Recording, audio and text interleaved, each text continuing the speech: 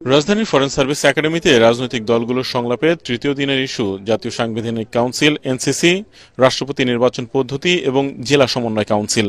নির্বাচন কমিশন, দুদক, পিএসসি সহ সাংবিধানিক প্রতিষ্ঠানগুলোর নিয়োগে এনসিসি গঠন নিয়েই বেশিরভাগ সময় আলোচনা হয় বৈঠকে। এর পক্ষে বিপক্ষে মতামত দেন দলগুলো। বাংলাদেশ নামক রাষ্ট্রটি যে ধ্বংসপ্রাপ্ত হয়ে গিয়েছে সেটাকে পুনর্গঠন করবার জন্য এই এনসিসি অত্যন্ত গুরুত্বপূর্ণ কাজ করবে।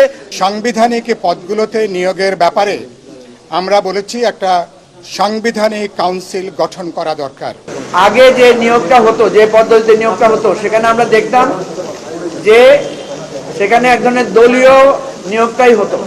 যে ভবিষ্যতে সরকারের মধ্যে সরকার অথবা সরকারকে অচল করার জন্য যে ধরনের প্রস্তাব এসছে, আমরা এই প্রস্তাবের বিরোধিতা করছি।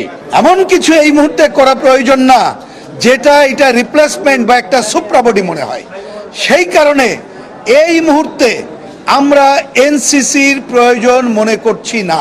দুর্নীতি দমন কমিশন, নির্বাচন কমিশন, মানবাধিকার কমিশন সহ এই গুরুত্বপূর্ণ কমিশনগুলা, যেগুলো আমরা বিগত সময়ে দেখেছি যে দলীয়করণ হয়েছে, নির্বাহী বিভাগের আজ্ঞাবহে পরিণত হয়েছে এবং বিরোধী দলমত দমনেও বা ভোটাধিকার হরণেও তারা ভূমিকা রেখেছে। একটা আপনার কাউন্সিল লাগবে যেখানে নিরপেক্ষভাবে ঐক্যমতের ভিত্তিতে নিয়োগগুলো করতে পারবো।